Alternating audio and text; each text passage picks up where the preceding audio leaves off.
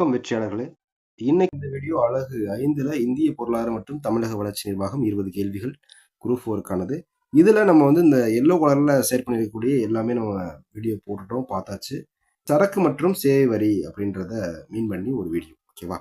இதுல ஜிஎஸ்டி நம்ம பிரிச்சு மேய போறோம், ஓகேவா? வாங்க வீடியோக்குள்ள போயிடலாம், பேச வேணாம். இதுக்கான பிடிஎஃப் நம்ம டிஸ்கிரிப்ஷன்ல இருக்கும், நம்ம டெலகிராம் சேனல்ல இருக்கும். இந்த வீடியோவுமே எல்லாமே டெலகிராம் சேனல்ல இருக்கு, பாருங்க. வாங்க வீடியோக்குள்ள போகலாம். சரக்கு மற்றும் சேவை வரி அப்படின்றது 1954ல முதல்ல பண்டங்கள் மற்றும் பணிகள் வரியை அமல்படுத்திய நாடு பிரான்ஸ் தான். 1970 80களில் தான் பல ஐரோப்பிய நாடுகள் பண்டங்கள் மற்றும் பணிகள் வரியை அறிமுகப்படுத்தியது. ஆக்சுவலா அது கண்டங்கள் இருந்தது, பண்டங்கள் பண்டங்கள் மற்றும் பணிகள் வரியை அறிமுகப்படுத்தின. ஓகே, இந்தியாவில் சரக்கு மற்றும் சேவை வரி அறிமுகப்படுத்துவதற்கு முன்பாக வசூலிக்கப்பட்டு வந்த மத்திய அரசின் உற்பத்தி வரி மற்றும் சேவை வரி, மாநில அரசோட விற்பனை வரி ஆகிய வரிகள்லாம் இணைச்சு ஒரு முனை வரியா உருவாக்கப்பட்டது ஜிஎஸ்டி, ஓகேவா? பல அடுக்கு வழியாக வரி பிடித்தம் செய்யும் முறையை மாற்றி ஒரே ஒரு வரி என்ற கருத்தாக்கமே ஜிஎஸ்டி உருவாக்கத்துக்கு அடிப்பார். அதாவது ஜிஎஸ்டியோட கருப்பொருள் என்னன்னு பார்த்தீங்கன்னா, ஒரு நாடு ஒரு வரி ஒரு சந்தை. ஒரு நாடு ஒரு வரி ஒரு சந்தை, ஓகேவா? இந்திய பாராளுமன்றத்தில் மார்ச் 29 2017ஆம் ஆண்டு இது நிறைவேற்றப்படுது. பாராளுமன்றத்தில் மக்களவை மாநிலங்களவை ரெண்டுல நிறைவேற்றப்பட்டு 122வது திருத்த சட்ட மசோதாவா குடியரசுத் தலைவர்கிட்ட போகுது. அவர் திருத்தி சைன் போட்டார். அதனால 101வது சட்ட திருத்தம். நான் சொல்றது உங்களுக்கு புரியாதுன்னு நினைக்கிறேன். ஒரு சட்ட திருத்தம் முன்னாடி மசோதாவா இருக்கும், அது ஓகே ஆயிடுச்சுன்னா சட்ட திருத்தமாகும், இல்லைன்னா அந்த மசோதா காலாவதி ஆயிரும், ஓகேவா? இது வரைக்கும் அதாவது 101வது சட்ட திருத்தம் வரைக்கும் 122 மசோதா கொண்டு வந்திருக்காங்க. அதுல 101 தான் வெற்றி அடைஞ்சிருக்கு, ஓகேவா? பேலன்ஸ் ஒரு 11 ஒட்டி வேஸ்டா தான் போயிடுச்சு. அது வெற்றி அடையலை. இப்போ கூட நம்ம தொகுதி மறுவரையறைன்னு ஒரு இதை கொண்டு வந்தாங்க மோடி அவர்கள், ஆனா கடைசியாக வெற்றி அடையலை.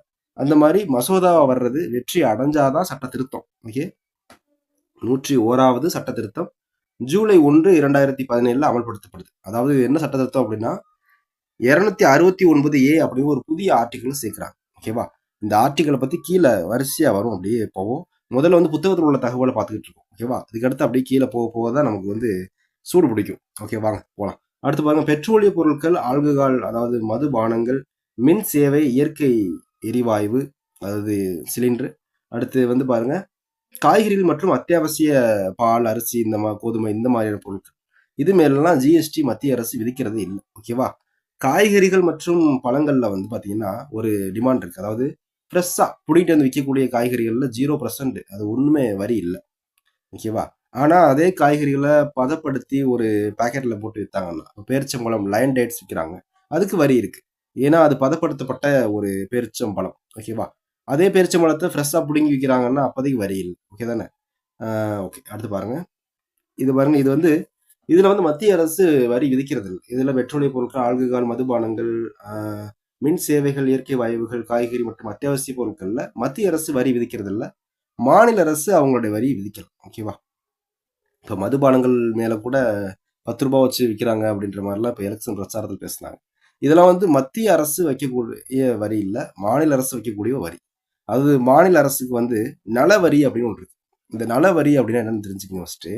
ஒரு பொருள் இப்போ மது விற்பனையை தடை செய்யணும், புகையிலை விற்பனை தடை செய்யணும் அப்படின்னா அதோட வரியை கூட்டி விட்டுருவாங்க. அதுதான் நல வரி அப்படின்னு சொல்றது. ஆனா நல வரி அப்படின்றத விட அவங்க கம்ஸ் அடிக்கிறாங்கன்றது ஒரு விதத்துல காரணம் தான். சரி, அதை பத்தி நம்ம பேச வேணாம். இப்போ ஜிஎஸ்டி 2.0 அப்படின்னு ஒன்று வந்திருக்கு. அது என்ன ஜிஎஸ்டி 2.0 அப்படின்னு பார்த்தீங்கன்னா, நம்ம நாட்டோட 79வது சுதந்திர தின விழா இப்போ வந்ததுல ஆகஸ்ட் 15 அன்று மோடி ஒரு அறிவிப்பு கொண்டுறார். அது என்னன்னு பார்த்தீங்கன்னா, தற்போது செயல்பாட்டில் இருக்கக்கூடிய 5%, 5%, 12%, 18, 28 அப்படின்ற வரி அடுக்கு உள்ளது. இதுல இருந்து இந்த 12% 28% நீக்கிட்டு 12% அடுக்கில் இருக்கக்கூடிய பொருட்களை எல்லாம் 5% வரி அடுக்குக்கும், 28% அடுக்கில் இருக்கக்கூடிய பொருள் 18% அடுக்குக்கு மாற்றணும். அப்பதான் பொருளோட வரி குறைஞ்சாதான் நிறைய பேர் அதை நுகர்வாங்க அப்படின்ற மாதிரி கொண்டுறாங்க. அதோட இதுல ஒரு இது வச்சுட்டாங்க, ஸ்டிக் வச்சிருக்காங்க. என்ன பார்த்தீங்கன்னா, புதிய ஆடம்பர பொருட்கள், சிகரெட்டு போன்ற பயன்பாட்டை நீக்க செய்ய வேண்டிய அவசியம் கொண்ட பொருட்களுக்கு 40% என்ற சிறப்பு வரி கொண்டுவரப்பட்டது. ஆக்சுவலா அது நீக்கன்னு சொல்றதை விட நீர்க்கன்னு சொல்லுவாங்க. அதாவது அந்த பொருளை கொஞ்சம் ஸ்டாப் பண்றது, அதாவது ஆடம்பர வரிகள்னு சொல்லுவாங்க. ஆடம்பர வரிகள்னா இப்போ ஒரு நார்மலான பட்ஜெட் கார் வாங்குறது வேற, ஆடி கார் வாங்குறது வேற. நார்மலான பட்ஜெட் மொபைல் வாங்குறது வேற, ஐஃபோன் வாங்குறது வேற. ஐஃபோன் யார் வாங்குவா? பணக்காரங்க ஆடம்பரமா இருக்கிறது வாங்குவாங்க. ஓகே தானே? நம்ம நார்மலான ஃபோன் வச்சிருப்போம். அதே மாதிரி நார்மலான கார்ஸ் வச்சிருப்போம், ஸ்விஃப்ட் இந்த மாதிரி. ஆனால் பணக்காரவங்க ஆடி அந்த மாதிரி கொஞ்சம் ஜாக்குவாரா அந்த மாதிரி கார்ஸ் வாங்குவாங்க. அதெல்லாம் ஆடம்பரம். ஆடம்பரத்து மேலதான் 40% வரி கொண்டு வந்திருக்காங்க நிர்மலா சீதாராமன் அவர்கள். ஓகே தானே? இது வந்து எப்படின்னா ஏழ்மையா இருக்கவங்கள்ட்ட மேல வரி போடாம அதிக பணம் இருக்கவங்கள்ட்ட இருந்து வரி எடுத்துக்குவோம் அப்படின்ற மாதிரி ஒரு கண்டென்ட். ஓகே தானே? இந்த மாற்றம் வந்து எப்போ வந்திருக்கு அப்படின்னு பார்த்தீங்கன்னா 2025 செப்டம்பர் 22 தான் நடைமுறைப்படுத்துறாங்க. 3 ஜிஎஸ்டிகள் இருக்கு. அதாவது ஜிஎஸ்டி 3 பிரிக்கிறாங்க. அதுன்னு பார்த்தீங்கன்னா மத்திய அரசு ஒருங்கிணைந்த சரக்கு மற்றும் சேவை வரி, அதாவது ஐஜிஎஸ்டி அப்படின்னு சொல்லுவாங்க. ஓகேவா? அதாவது மத்திய அரசு ஒருங்கிணைந்த சரக்கு சிஎஸ்டின்றது வெளிநாடுகளுக்கு ஏற்றுமதி செய்யக்கூடியதுல தான் குறிக்கும். ஓகேவா? மத்திய அரசுலேயே மத்திய சரக்கு மற்றும் சேவை வரி சட்டம், அதாவது மத்திய அரசுக்குள்ள உள்ள ஒரு சட்டம். மாநில ஜிஎஸ்டி, அதாவது இதுதான் ஸ்டேட்ன்றதுனால எஸ்ஜிஎஸ்டி அப்படின்றாங்க. யூனியன் பிரதேசங்கள்ல யூடி ஜிஎஸ்டி அப்படின்னு சொல்றாங்க. இப்போ பாருங்க, ஒன்று ஐஜிஎஸ்டி, இது வந்து வெளிநாடுகளுக்கு அயல் நாடுகளுக்கு நம்ம இறக்குமதி ஏற்றுமதி செய்யக்கூடியது. மத்திய அரசு செய்யக்கூடிய ஜிஎஸ்டிஸ் வந்து ஜிஜிஎஸ்டிஸ். அடுத்து வந்து மாநில அரசு செய்யக்கூடிய ஜிஎஸ்டி வந்து எஸ்ஜிஎஸ்டிஸ். அடுத்து யூனியன் பிரதேசங்கள் யூடிஜிஎஸ்டிஸ். ஓகேவா? இப்போ ஒரு மாநிலத்துக்குள் நடைபெறும் பரிவர்த்தனைகள், ஒரு மாநிலத்துக்குள்ள நடைபெறக்கூடிய பரிவர்த்தனைகள் வந்து யார் யார் பங்கு பெறுவான்னு பார்த்தீங்கன்னா ஜிஎஸ்டி பங்கு பெறுவாங்க. அதாவது ஜிஜிஎஸ்டின்னு வரணும். ஜிஜிஎஸ்டியும் எஸ்ஜிஎஸ்டியும் பயன்படுத்துவாங்க, வசூலிக்கிறாங்க. ஓகேவா? ஒரு யூனியன் பிரதேசத்துக்குள்ள பங்கு பெறக்கூடியவங்க ஜிஜிஎஸ்டியும் யூடிஜிஎஸ்டியும் அந்த இதில் வசூலிக்கிறாங்க. அடுத்து பாருங்க, வெளிநாடுகள் இறக்குமதி அல்லது ஒரு 2 யூனியன் பிரதேசங்களுக்கு இடையில் நடைபெறக்கூடிய பரிவர்த்தனைகளுக்கு ஐஜிஎஸ்டி. அதாவது இப்போ திருப்பூர்ல இருந்து ஆடைகள் மேல் நாடுகளுக்கு போகுது அப்படின்னா அதில் வந்து என்ன இருக்கும்? ஐஜிஎஸ்டி இருக்கும். ஐஜிஎஸ்டின்றது வந்து மத்திய அரசு அதை வசூல் பண்ணுவாங்க. அதுல இருந்து 50% நமக்கு கொடுப்பாங்க. அதுதான் 269A ஒரு ஆர்டிக்கல். ஓகேவா? மத்திய அரசு வசூலிச்சு அதை மாநிலங்களுக்கு பிரித்து கொடுக்கறது. ஓகேவா? கீழே சரத்து வரி பார்க்கும்போது உங்களுக்கு நீட்டா புரியும். ஓகே தானே? ஐஜிஎஸ்டி அப்படின்ற வரி வந்து மத்திய மாநில மற்றும் யூனியன் பிரதேசங்களுக்கு இடையே பகிர்ந்து கொள்ளப்படுகிறது அப்படின்னு போட்டிருக்காங்க. ஓகே, வாங்க என்ன பகிர்ந்துக்கிறாங்க அப்படின்றத பார்ப்போம். ஓகேவா? இது சரத்துங்கிற வரி வகை, அடுத்து விதிப்பது வசூலிப்பது யாருக்கு அப்படின்றது இருக்கு. இது ரெண்டுக்கு உள்ள டிஃபரெண்ட் பாருங்க. 268 அப்படின்றது மத்திய அரசு அந்த வரியை போடுறாங்க, ஆனா மாநில அரசு தான் அதை அந்த வரியை வசூல் பண்ணி பயன்படுத்திக்குது. 269ன்றது இவங்களே விதிச்சு இவங்களே அதை வசூல் பண்ணி கொடுத்துட்றாங்க, நமக்கு ஒரு வேலையும் இல்லை. ஓகேவா? 268 அவங்க விதிக்க தான் செய்வாங்க, நம்ம தான் அதை வசூல் பண்ணிக்கணும். ஓகேவா? 269 அவங்களே விதிச்சு அவங்களே அதை வசூல் பண்ணி இந்த தம்பி வச்சுக்க பத்திரமா செலவு பண்ண அப்படின்னு கொடுத்துட போறாங்க. ஓகேவா? 269A அப்படின்றது ஐஜிஎஸ்டி, அதாவது மாநிலங்களுக்கு இடையேயான ஜிஎஸ்டி அப்படின்றாங்க. அதாவது என்னன்னா மத்திய அரசு அதை வந்து விதிக்கிறாங்க, மத்திய அரசு அதை விதிக்கிறாங்க, மத்திய அரசே அதை வசூல் பண்றாங்க. ஆனா அதுல 50% நம்மளுக்கு கொடுத்துட்டு 50 அவங்க எடுத்துக்கிறாங்க. ஓகேவா? இந்த 50 கொடுத்துட்டு 50 எடுத்துக்குவாங்கல்ல, அந்த 50லையும் பாதி நம்ம கொடுக்கணுன்றது அந்த 270 அப்படின்ற சட்டம். அதாவது வருமான வரி, நிறுவன வரி, மத்திய வரி தொகுப்பு அப்படின்னு போட்டுருக்காங்க. மத்திய வரி தொகுப்பு அப்படின்றது அந்த 50 ஆட்டை போட்டாங்கல்ல, அதில் பாதியை கொடுக்கணும். அது மத்திய அரசு அந்த விதிக்கிறாங்க, மத்திய அரசே அதை வசூல் பண்ணுவாங்க. ஆனால் பகிரப்படுவது வந்து மத்திய அரசு வசூலித்து நிதிக்குழு பரிந்துரையின் அடிப்படையில் குறிப்பிட்ட சதவீதத்தில் அனைத்து மாநிலங்களுக்கும் பிரிக்கப்படும். ஆக்சுவலாக இதை பிரிக்கிறதுல தான் இப்போ பிரச்சனை வந்துருச்சு. ஓகே தானே? ஏன்னா நம்ம வந்து திமுக வந்து காங்கிரஸ் சப்போர்ட் பண்ணுறதுனால மோடிஜி இங்கே பிரிக்கிறது கொஞ்சம் குறைச்சிட்டாரு. அதனால கொஞ்சம் இப்போ பிரச்சனை போயிட்டு இருக்கு. இது எப்படின்னா 268 மத்திய அரசு விற்பாங்க, மாநில அரசு தான் வசூலிச்சு பயன்படுத்திக்கணும். 269 69 இருக்கட்டும், 69A இருக்கட்டும், ரெண்டுமே மத்திய அரசே விதிப்பாங்க, வசூலிப்பாங்க, கையில் கொடுத்துருவாங்க. ஆனால் 69ன்றது மொத்தமாக கொடுத்துருவாங்க, 69Aன்றது பாதியை கொடுப்பாங்க. ஓகேவா? பேலன்ஸ் பாதியை அவங்க கஜானாவில் வச்சுக்குவாங்க. அதை 270 அந்த ஆர்டிகல் படி ஒவ்வொரு மாநிலங்களுக்கும் தனித்தனியாக பிரித்து கொடுக்குறாங்க மொத்த அமௌண்ட்ல இருந்து. ஓகே ஓகே அப்படி அடுத்து போவாங்க. வாஜ்பாய் அரசு தான் முதல்ல ஜிஎஸ்டிக்கு தொடக்கப்புள்ளி வச்சது. 1990 அவர் ஆட்சியில் இருக்கும்போது இந்த வேலையை பார்க்குறாரு. முதல்ல ஜிஎஸ்டிக்குன்னு ஒரு குழு அமைக்கிறார் வாஜ்பாய் அவர்கள். அதாவது 2000 ஆண்டு பிரதமர் அடல் பிகாரி வாஜ்பாய் அவர்கள் ஒரு குழு அமைக்கிறார். அதாவது இதற்கு ஆசிம் தாஸ்குப்தா தலைமை தாங்கினார் அப்படின்றாங்க. அதாவது என்னன்னா, ஆசிப் தாஸ்குப்தா அப்படின்றவர் மேற்கு வங்காளத்தில் இருக்கக்கூடிய ஒரு நிதி அமைச்சர். ஒரு நிதி அமைச்சரை வச்சு ஒரு வேலையை பார்க்குறாங்க. ஓகே தானே? ஜிஎஸ்டிக்கான முதல் வரைபடத்தை உருவாக்கி கொடுக்குறாரு. ஓகேவா? விஜய் கேல்கர் குழு. இந்த பேரை விஜய் கேல்கர்னு எங்கேயும் கேள்விப்பட்ட மாதிரியே இருக்கே அப்படின்னு எனக்கு தெரியும். நிதி ஆணையத்தோட 13வது தலைவர் தான் அவர் விஜய் கேல்கர் அவர்கள். ஓகேவா? 13வது தலைவர் விஜய் கேல்கர் அவர்கள்.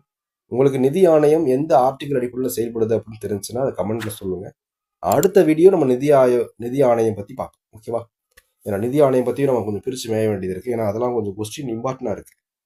அரசியலமைப்புலையும் சரி, பொருளாதாரத்துலையும் சரி, தமிழக வளர்ச்சி நிர்வாகத்திலையும் சரி, இதில் 3லையும் சுற்றி அடிக்கிறதுனால அதை கண்டிப்பாக பார்க்கணும். ஓகே, தகவல். வாட் தத்துவத்தின் அடிப்படையை கொண்டு ஜிஎஸ்டி அமைப்பை ஏற்க வேண்டும் என்று விஜய் கேல்கர் தலைமையிலான குழு பரிந்துரைத்து, அதாவது வாட் வரி அப்படின்னு கொண்டு வந்தாங்க, அதாவது விற்பனை வரின்னு ஒன்று. அந்த தத்துவத்தின் அடிப்படையில் தான் ஜிஎஸ்டி அமைக்கணும் அப்படின்ற மாதிரி அவங்க பரிந்துரைக்கிறாங்க. 2002-4 காலப்பகுதி விஜய் கேல்கர் தலைமையிலான நிதி சீர்திருத்த குழு இந்தியாவில் மறைமுக வரிகளை நீக்கிவிட்டு ஒரு ஒருங்கிணைந்த ஜிஎஸ்டியை கொண்டு வர வேண்டும் என வலுவாக பரிந்துரைச்சு. இந்தியாவில் இருக்க மறைமுக வரிகளை பூரா நீக்கிவிட்டு ஒரு ஜிஎஸ்டி மாதிரி ஒரு வரியை கொண்டு வாங்க அப்படின்ற மாதிரி சொல்றாங்க. ஓகேதான். அடுத்து பாருங்க, அமரேஷ் பக்ஜி அப்படின்றவர் தான் இந்தியாவில் ஒருங்கிணைந்த வரி அப்படின்ற ஒரு விவாதத்தை தொடங்கி வச்சார். ஆக்சுவலாக இவர் தான் மதிப்பு கூட்டு வரி அப்படின்னு சொல்லக்கூடிய இந்த வாட் வரியை குறித்தும் பேசியிருக்காரு. ஓகேவா? இவர் வந்து National Institute of Public Financial and Policy அப்படின்னு நிறுவனத்தில் இயக்குனராக இருக்காரு. 1993 இவர் வந்து சமர்ப்பித்த அறிக்கை தான் இந்தியாவில் வாட் முறைக்கு அடித்தளம் போட்டிருக்கு. ஓகேவா? வாட்டுக்கு அடுத்த கட்ட வளர்ச்சி தான் ஜிஎஸ்டி. அதனால ஜிஎஸ்டி பற்றியும் ஒரு வாதத்தை தொடங்குறாரு. ஓகேவா? இவங்க 3 பேர், இந்த 3 விஜய் கேல்கரா இருக்கட்டும், வாஜ்பாய் அவர்கள் அமைத்த குழுவாக இருக்கட்டும், அமரேஷ் பக்ஜி, இவர்கள் 3 பேரோட குழு பேச்சுவார்த்தையினால தான் ஜிஎஸ்டியே வந்திருக்கு. ஓகேவா? 2017 ஜிஎஸ்டி சட்டம் அறிமுகப்படுத்தப்பட்ட போது 3%, 5%, 12, 18, 28 என்ற வரி அடுக்கு பிடிக்க செய்யப்பட்டது. இந்த 3% சிறப்பு வரி எதுக்கு பிடிப்பாங்கன்னு பார்த்தீங்கன்னா தங்க நகைகளுக்கு பிடிப்பாங்க. ஓகேவா? மத்திய நிதி அமைச்சரே ஜிஎஸ்டி கவுன்சில் தலைவராக இருப்பார். இப்போ மத்திய நிதியமைச்சர் நிர்மலா சீதாராமன் அவர்கள் இருக்காங்க. அப்போ அவங்க தான் வந்து மத்திய நிதி அமைச்சராக இருக்கிறவங்க தான் ஜிஎஸ்டியோட தலைவராகவும் இருப்பாங்க. ஓகேவா? கவுன்சிலோட தலைவர். இந்தியாவில் ஜிஎஸ்டி மசோதா நிறைவேற்றிய முதல் மாநிலம் அஸ்ஸாம் தான். ஓகேவா? ஜிஎஸ்டி போர்ட்டலில் பதிவு செய்தவர்களுக்கு 15 இலக்கம் கொண்ட ஒரு தனித்துவமான எண் அளிக்கப்படும். அதாவது ஒரு ஹோட்டலோ ஏதோ ஒன்று வச்சிருந்தோம்னா நம்ம அந்த ஹோட்டல் வச்சதுனால ஜிஎஸ்டின்னு ஒன்று பதிவு செய்யணும். ஓகேவா? நிறைய நிறுவனங்கள் பதிவு செய்வாங்க. அப்படி பதிவு செய்யும் போது அதில் வந்து 15 இலக்கம் கொண்ட ஒரு தனித்துவமான ஒரு எண் கொடுப்பாங்க. அந்த எண்ணில் முதல்ல 2 எண் வந்து அந்த மாநிலத்தை குறிக்கக்கூடிய எண். ஓகேவா? இப்போ தமிழ்நாட்டை குறிக்கக்கூடிய அந்த ஜிஎஸ்டி கோடு வந்து 33. ஓகேவா? அது தெரிஞ்சுக்க. ஜிஎஸ்டி திருத்தம், அதனால விலை குறைந்த பொருட்கள். இப்போ என்ன பார்க்க போறோம் அப்படின்னா, ஜிஎஸ்டியில் புதுசாக கொண்டு வரக்கூடிய அந்த திருத்தம் என்னென்ன பொருட்களுக்கு விலையை குறைச்சிருக்கு அப்படின்னு பார்க்க போகிறோம். ஏன்னா இது வந்து கூற்று காரணங்களில் கேட்கக்கூடிய வாய்ப்புகள் இருக்குது. அதனால இது வந்து ஈஸியாக இருக்கும். இது வந்து எப்படி நினச்சிக்கிறீங்கன்னா, வசதி படைச்சவங்கள்ட்ட வரி வசூல் பண்ணுற மாதிரியும், வசதி இல்லாதவங்கள்ட்ட வரியை குறைக்கிற மாதிரி உள்ள ஒரு ஸ்கீம் தான்.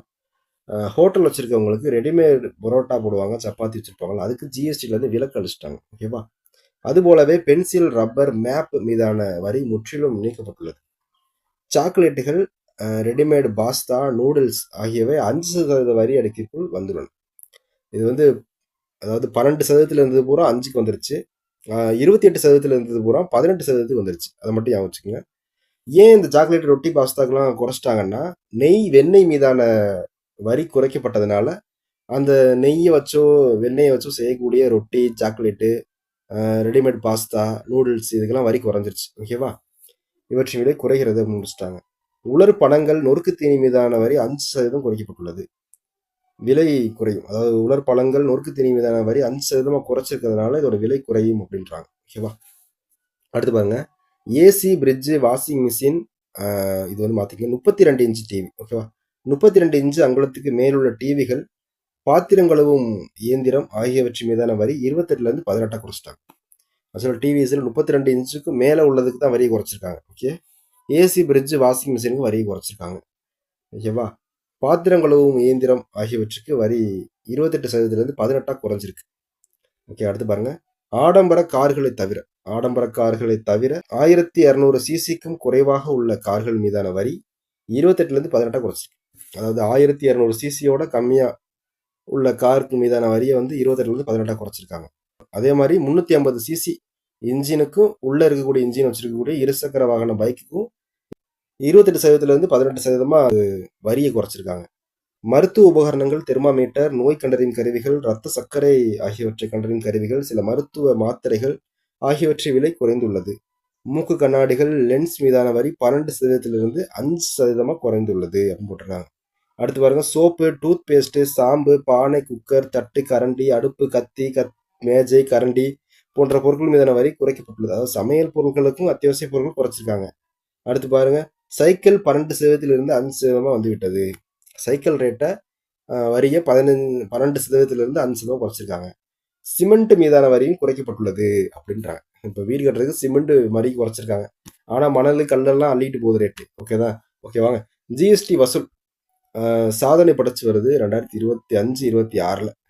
இந்தியாவில் மாதாந்திர ஜிஎஸ்டி 2.1 லட்சம் கோடி தோராயமா. ஓகேவா, 2.1 லட்சத்துலேருந்து 2.3 லட்சம் கோடி வரைக்கும் உயர்ந்துகிட்டே இருக்கு. அதாவது ஜிஎஸ்டி 2.0 முக்கியமான மாற்றங்கள் என்ன பண்றது பார்த்தோம்னா, வரி அடுக்கு எளிமைப்படுத்துறாங்க. நீங்கள் குறிப்பிடுவது போலவே 12% மற்றும் 28% அடுக்குகள் கிட்டத்தட்ட நீக்கப்பட்டு பெரும்பாலான பொருட்கள் 5% 18% வரைக்கும் கொண்டு வரப்பட்டுள்ளது. ஆன்லைன் கேமிங் மற்றும் கேசினோ அப்படின்னு சொல்லக்கூடிய அந்த ஆன்லைனில் விளையாடக்கூடிய ஆடம்பரமான விளையாடக்கூடிய பொருட்கள் தான்.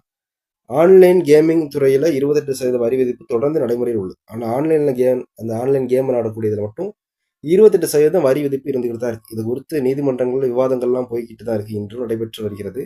பெட்ரோலியம் மற்றும் மதுபானங்கள் பற்றி விவாதங்கள். அதாவது தற்போது ஜிஎஸ்டி கவுன்சில் கூட்டங்களில் பெட்ரோல் மற்றும் டீசலை ஜிஎஸ்டி வரம்புக்குள்ள கொண்டு வரணும் அப்படின்னு மாநில அரசுடன் தீவிர ஆலோசனையை நடத்தி வருகிறது. எனினும் மாநிலங்கள் வருவாய் இழப்பு காரணமாக இன்னும் இறுதி முடிவு எடுக்கப்படவில்லை. ஓகே. விவசாயம் மற்றும் சிறு தொழில்கள், அதாவது விவசாய கருவிகள் மற்றும் கைவினை பொருட்கள் மீதான வரி மேலும் குறைக்கப்பட்டு 5 அடுக்கு கொண்டு வரப்பட்டுள்ளது. இது கிராமப்புற பொருளாதாரத்தை மேம்படுத்த எடுக்கப்பட்ட நடவடிக்கைகள். அதாவது விவசாய பொருட்கள், கைவினை பொருட்களுக்கெல்லாம் வரியை கொஞ்சம் குறைச்சி 5% வச்சுட்டாங்க. வரி அதிகமாக இருந்தால் அந்த பொருளோட ரேட் அதிகமாக இருக்கும். அவள் பார்க்குறவங்க இந்த பொருள் இவ்வளோ ரேட்டா அப்படின்ற மாதிரி ஷாக்காவாங்க. அதே வரி குறைக்கும் போது கொஞ்சம் ரேட்டு குறையும். இப்போ 12% இருக்கிறது 5% ஆகும்போது அப்போ ரேட்டு குறைவாக இருக்கும்போது அதை வாங்கணுன்ற எண்ணம் வரும். அது அவ்வளோதான். ஓகேவா, இதுதான் கான்செப்ட். இந்த வீடியோவில் ஜிஎஸ்டியை பிரித்து மேய்ஞ்ச மாதிரி அடுத்த வீடியோவில் நிதி ஆணையத்தை பிரித்து மேய போகிறோம். நிதி ஆணையத்தை குறிப்பிடக்கூடிய ஆர்டிக்கல் என்னன்றது உங்களுக்கு தெரிஞ்சுன்னா கமெண்ட்ல சொல்லுங்கள். இந்த வீடியோ உங்களுக்கு பிடிச்சிருந்துச்சுன்னா ஒரு லைக் போடுங்க. உங்களுக்கு பயனுள்ளதாக இருந்துச்சுன்னா உங்கள் நண்பர்களுக்கு ஷேர் பண்ணுங்கள். சப்ஸ்கிரைப் பண்ணுங்கள். சப்ஸ்கிரைப் பண்ணாதவங்க சப்ஸ்கிரைப் பண்ணுங்கள். சப்ஸ்கிரைப் பண்ணவங்களே மறுபடியும் சப்ஸ்கிரைப் அமைக்கி வெளில போயிடாதீங்க. ஓகேவா, இது உங்கள் TNPSC 7. இதோடைய பிடிஎஃபை நான் கீழே டிஸ்கிரிப்ஷனில் கொடுத்துருக்கேன். நம்மளோட டெலிகிராம் சேனலில் ஜாயின் பண்ணுங்கள். நன்றி தோழா. மீண்டும் மற்றொரு வீடியோவில் சந்திப்போம்.